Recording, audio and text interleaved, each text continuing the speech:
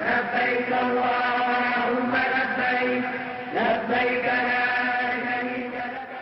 في المدينة محمد نبينا بنور هدينا محمد نبينا بنور هدينا. On Thursday, the 20th of July 2017, the Senate Committee on Foreign Affairs, led by Senator Monsurat Sumonu, submitted its report to the Senate on the 2017 Hajj Fair. In its findings, the committee says 99% of the entire Hajj operations are US dollar dominated, with only 2% related to the Naira. The committee then recommended, amongst others, that the government should, as a matter of urgency, extend concession on the Naira-dollar exchange to NAHCON and NCPC once every year for the pilgrimage to the two Holy Lands. Therefore, the committee strongly recommends the concession of 200 Naira to $1 for the 2017 Hajj to bring down the cost to a bearable level. The federal government should further engage at the highest level discussions with the Kingdom of Saudi Arabia to review the 50-50 carriage of the pilgrims between Nigeria and Saudi Airlines. This is with a view to providing opportunities for more indigenous Nigerian airlines to participate in the Hajj operations. The National Hajj Commission of Nigeria should expedite action on the establishment of Hajj Savings Scheme in compliance with Section 7, Subsection 1 and 2 of the NAHCON Act to make it possible for Nigerian pilgrims to save for the annual Islamic rites over a long period. The National Hajj Commission of Nigeria must consistently interact with the committee, especially at the crucial levels of its preparations, particularly during discussions on the airfares and the exchange rate granted by the federal government. Some senators also made contributions on the recommendations.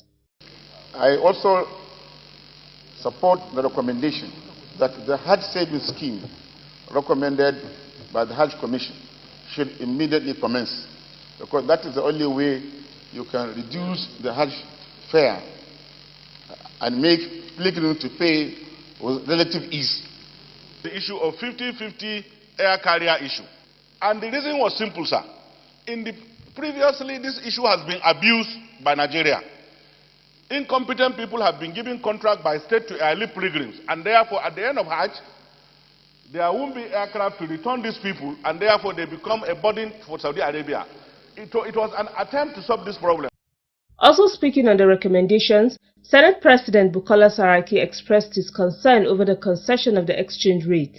We passed what should be the exchange rate of the I think as leaders, you know, we should make things that we know that we're truly going to guide our people, because we have passed an MTF, we have passed a law that states what the exchange rate is. I'm saying that because your recommendation at the end of the day would pass, whatever it is. But my responsibility is to guide on what will be implemented.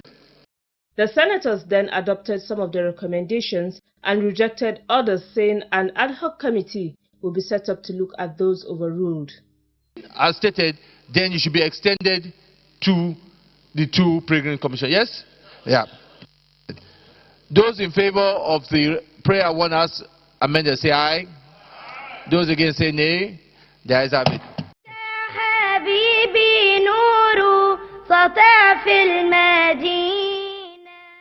The National Hajj Commission of Nigeria, NAHCON, has been making efforts to sensitize tour operators on arrangements made for the 2017 Hajj exercise. In carrying out this assignment, NAHCON organized seminars for the tour operators in Kano, Lagos and Abuja. This workshop. Speaking during the seminar in Abuja, NAHCON head of tour operators Alhaji ALIDU SHUTTI urged tour operators to be vigilant and watch out for defaulters from any service provider during the Hajj. For this year's Hajj, immediately you notice any shortcoming during Hajj, do not wait till after Hajj. You have to report to the Hajj Commission immediately, because the intended pilgrims, they struggle to pay for this Hajj. And the purpose is for them to have Hajj Mabrur, not for you to come after Hajj to be complaining when the services they're supposed to enjoy the services were not there.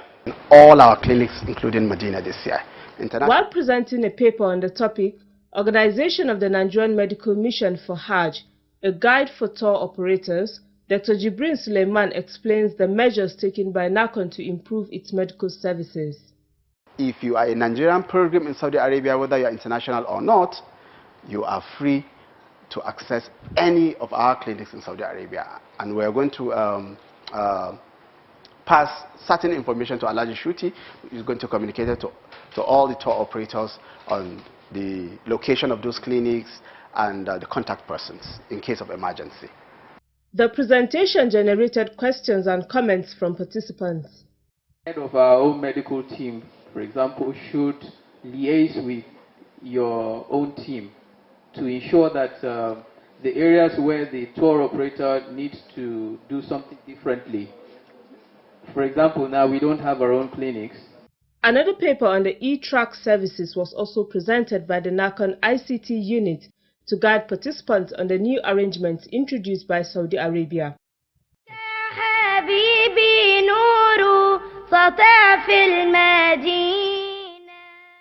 The National Hajj Commission of Nigeria, NAHCON, is meeting with Islamic scholars across the country in effort to create greater understanding on the Commission's activities as well as developing effective ways for pilgrims' enlightenment. NAHCON officials, among them, the Commissioner of Operations, ABDULLAHI MODIBBO, Acting Commissioner of Planning, Research, Statistics, Information and Library Services, Alhaji Suleiman Ibrahim, and its Secretary, Dr. Mohammed Bello TAMBUWAL, carried out the assignment.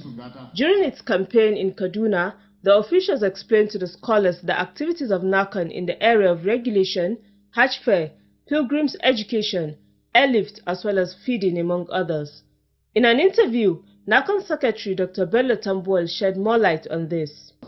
To kindly agree to relate the information to the general public because they are closer.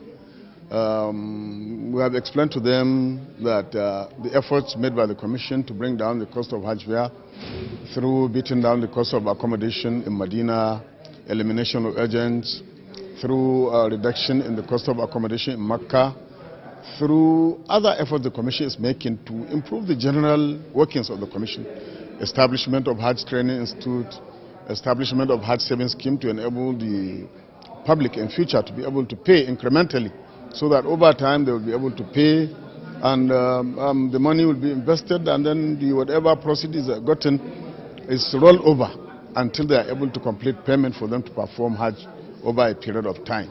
The officials also held similar meetings in Sokoto, Gombe, Lagos and Kano with plans to move to other states.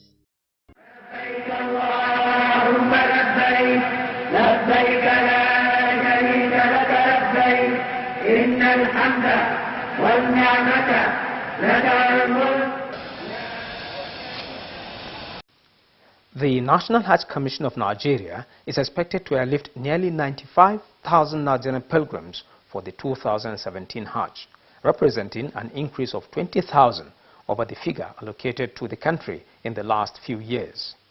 This came after the Saudi authorities restored Nigeria's annual quota of 95,000 pilgrims.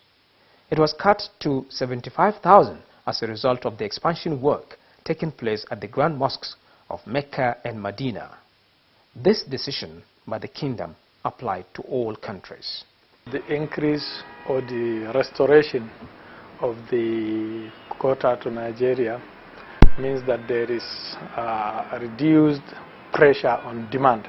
That means it is a welcome development for the whole Muslim Ummah of Nigeria. That is to say, mosques are now available for those desiring to seize the opportunity and go and perform Hajj. And that it has one additional advantage. You know, we also have private tour operators, that is those we call the licensed Umrah and Hajj travel agencies in the country, licensed by NAHCON. They have also benefited tremendously from it because it is like their own quota has been doubled. They used to enjoy a total of 10,000 seats allocated to them, and now they have 20,000 seats. So their customers will also have possibility of satisfying more demand. With the tour operators getting 20,000 now and the states having 75,000, NAHCON has a yardstick in sharing the seats to each state or tour operator.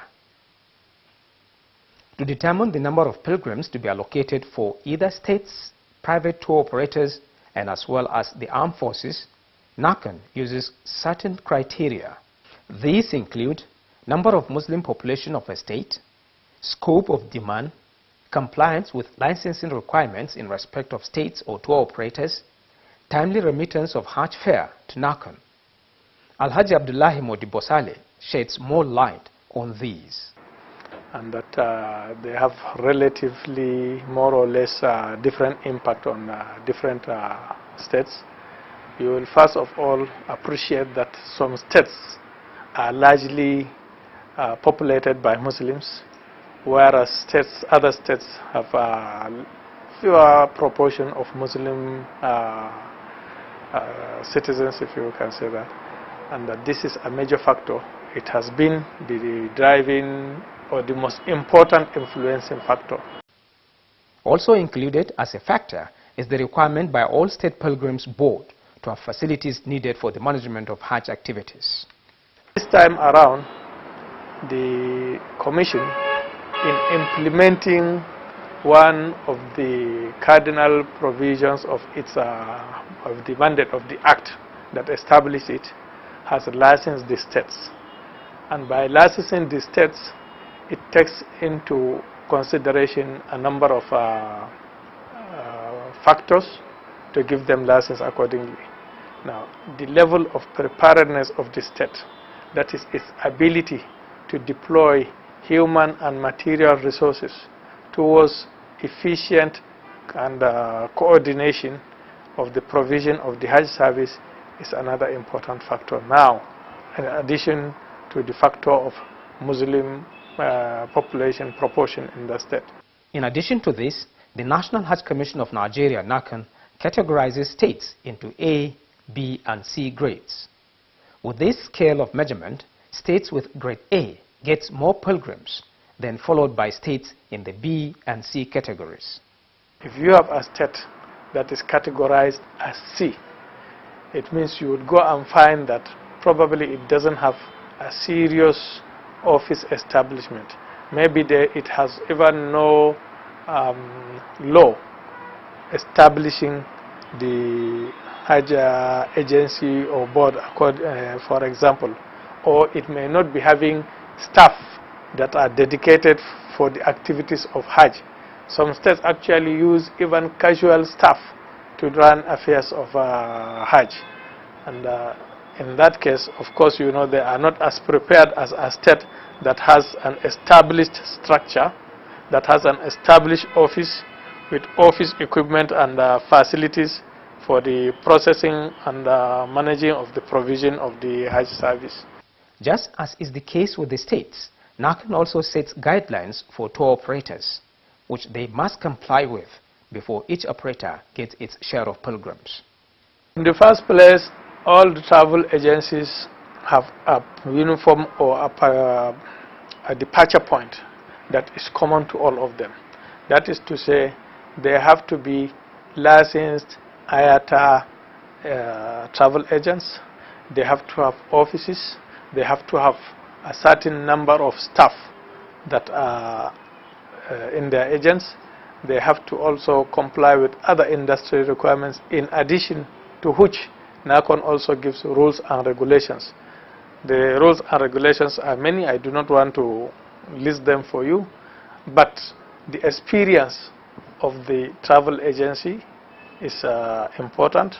That is how long it has been doing Umrah and Hajj without defaulting and without having been reported to have misbehaved in one way or another.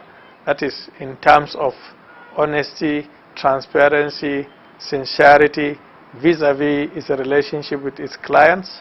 And then it also, NAHCON also considers its package.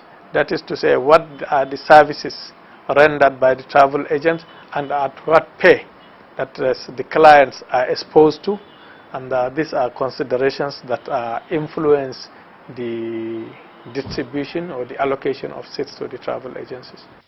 Sometimes after the allocation, for some reasons, these agencies write to NAHCON to seek for an increase or reduction. The states also do the same. If a state cannot exhaust its allocation, it will release the seats allocated back to NAHCON, and NAHCON will accordingly pass it to states that are desirous of such additional seats. Alhaji Abdullahi Modibbo says NAHCON, in its wisdom, advises states and tour operators to give priority to first-timers during registration, as this will give more opportunity for others to go for Hajj or Umrah. With 2017 Hajj at hand, NAHCON has already allocated to each state or tour operator its quota from the 95,000 Nigerian pilgrims. But which has the highest or lowest will be determined by the ability of a state or tour agency to comply with NAHCON rules.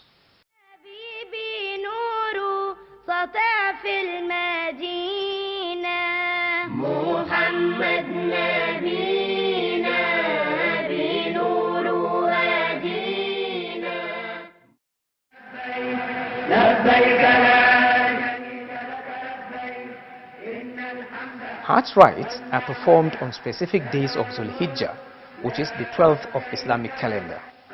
In each of these days, there are specific Hajj rites pilgrims are expected to perform. These rites are the focus of Hajj talk this week. Chief Imam of Ongwarimi Central Mosque in Kaduna, Imam MUSA TANIMU, is our guide. He starts with the Hajj period. In terms of months, we have 3 months: Shawwal, Zulqa'dah, Zulhajj. We have a very long time and we have a short time. You can even start your Hajj since from Shawwal, immediately after the fasting. That will end up to the 9th of Zulhajj. That's roughly 70 days.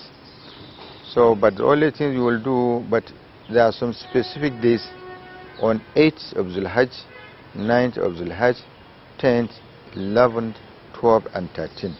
These 6 days are the most busiest. Imam Tanimu says pilgrims can put their ihram and declare the intention of Hajj from Shawwal, the 10th month of Islamic calendar. You can do your ihram since from Shawwal, mean intention, and do your Umrah and stay on the Kaaba throughout that period till on 8th of Zulhajj. You can come at Zulqa'dah, do your ihram, stay in Mecca till 9th and 8th of Zulhajj. What should pilgrims occupy themselves with on the 8th of Zulhijjah? On the 8th of Zulhajj, we expected any Hajj person who wanted to perform pilgrimage on that year should perform ghusl, that's ritual bath.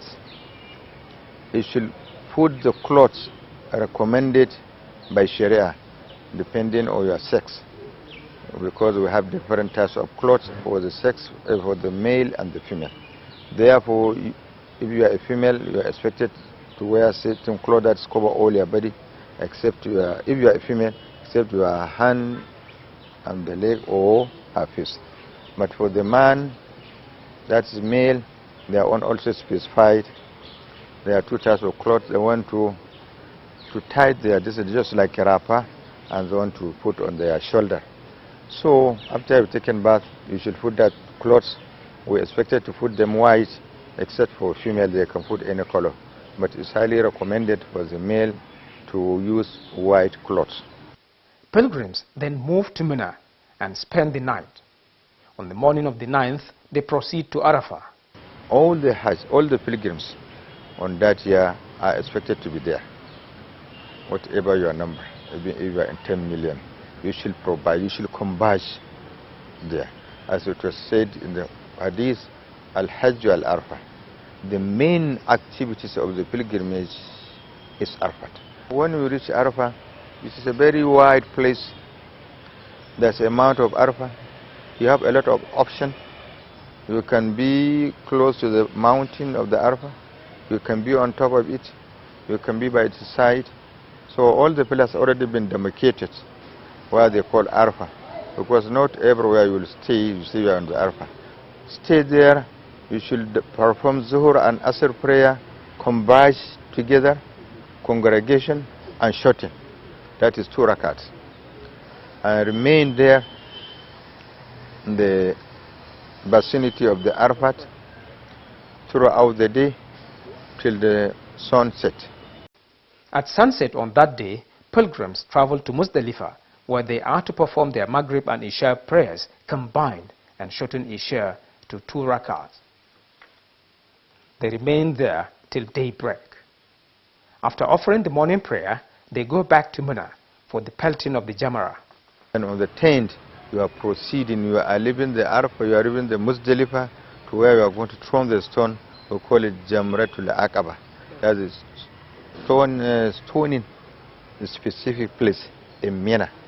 While you are leaving the Muzdalifah, you should get the required numbers of stone to throw into the throwing place, which is supposed to be 7. So you should throw the first Jamra on that day, that is on 10th. That is the day of Eid. So when you finished, on that 10 you should only throw the Jamra once, because there are 3 Jamrats, or you should throw the stone to 1 Jamra alone only. Then when you finished, you proceed inside Mecca, Bayt al-Haram, where you are going to perform Tawaful Ifala, circumambulation around the Kaaba, which is another pillar of Hajj. After the Tawaful Ifada, pilgrims are expected to perform 2 rakat prayers at Maqam Ibrahim and then proceed to Safa and Marwa for Sa'i. When you come to Safa, you do some specific supplication, that is prayer, dua, and from there proceed to Marwa. In between, there's a place we call it Milain al-Ahlarain. It's just a green mark. It has already been marked by green light. So when you go there, you are expected to increase the speed of your trekking. Immediately finish, the next things to come is shaving. But the sacrificing of the animals shall be done on the 10th, even if you didn't perform the Tawaf al-Ifala and Sa'i and Safa al-Marwa. Trekking between Safa and Marwa, you can sacrifice the animal there. Having done these on the 10th of Zulhijjah, pilgrims go back to Mina. Spend another additional 2 days. That is 11, 12, 13. When you go back to Mina, then the following day on the 11th, you should go and throw the stone also to Jamra. That one shall be 3 times. The first Jamra, 7. The second Jamra, 7. The fourth Jamra, the third Jamra, 7. So when you finish, you do your prayer, supplication, ask what you want, like Rabbana atina fid dunya hasanatan wa fil akhirati hasanatan wa qina adhaban nar. A lot of supplication. Anyone will be able to recite, you do it. Then you come back to Mina again. You spend another night. Then the following morning, you proceed again and did the same thing as we did on the 11th. That is from the first Jamra, second Jamra, the third Jamra. When you finish, you come back to Mina. But on that day, you have the option. You can easily go back again and do another throwing of stone so that you can leave, or you should spend another night, 13th of Zulhijjah. You go back again and do the same thing, throwing of stone. Then you will leave the Mina area. This completes the Hajj.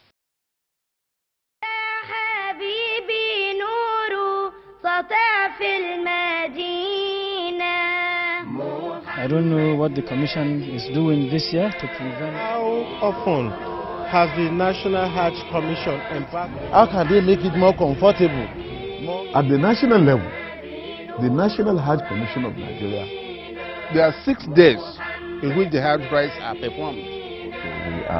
We are putting in place mechanism to ensure that on each flight, at least we should have, as much as possible, the medical personnel to accompany the pilgrims. From 2007, gone. This problem is gone. And what Allah subhanahu wa ta'ala said is this Hajj is compulsory at least once in a lifetime. Jibril Goma, through his WhatsApp number 0803-970-2588, sent in the first message.